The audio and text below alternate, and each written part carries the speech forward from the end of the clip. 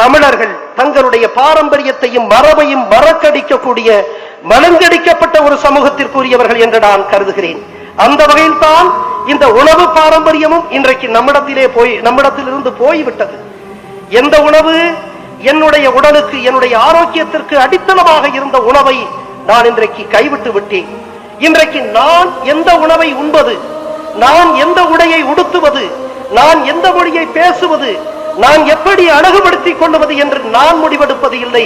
அதை வியாபாரிகள் தொலைக்காட்சி மூலமாக முடிவெடுக்கின்ற சோகம்தான் இந்த தேசத்திலே இருக்கிறது. வள்ளுவன் சொல்லுகின்றார், எந்த நாடு உண்மையான நாடு, நாட்டினுடைய இலக்கணம் வகுக்கின்ற பொழுது பசியில்லாத தேசம், பிணியில்லாத தேசம் என்று அவர் சொல்லுகிறார்.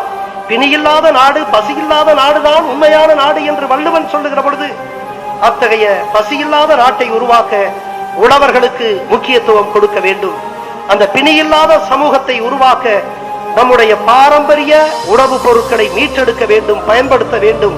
எனவே அந்த வகையில் நம்முடைய சிறுதானியங்களை பயன்படுத்தக்கூடிய இந்த பயணத்தில் நீங்களெல்லாம் இணைந்து கொள்ளுங்கள். இன்றைக்கு இந்த இயற்கை உணவு என்று ஒப்பற்ற நோய்களை விரட்டி அடிக்கக்கூடிய இந்த மரபு வழி இயற்கை உணவுகளை நீங்கள் போற்றுங்கள், ஏற்றுக்கொள்ளுங்கள், பழக்கப்படுத்திக் கொள்ளுங்கள். அதனை உங்களுடைய வாழ்வினுடைய ஒரு அங்கமாக மாற்றிக்கொள்ளுங்கள். அதுதான் உண்மையான வாழ்வினுடைய அறமாகும். அந்த வகையில் நிச்சயமாக இது போன்ற முயற்சிகள் நம்முடைய தமிழ் பாரம்பரியத்தை, நம்முடைய இயற்கை உணவுகளை, நம்முடைய சிறுதானியங்களை மீட்டெடுக்கும். அப்படி மீட்டெடுக்கின்ற பொழுது என்னுடைய தமிழ் சமூகம் ஆரோக்கியமான ஒரு சமூகமாக மாறும்.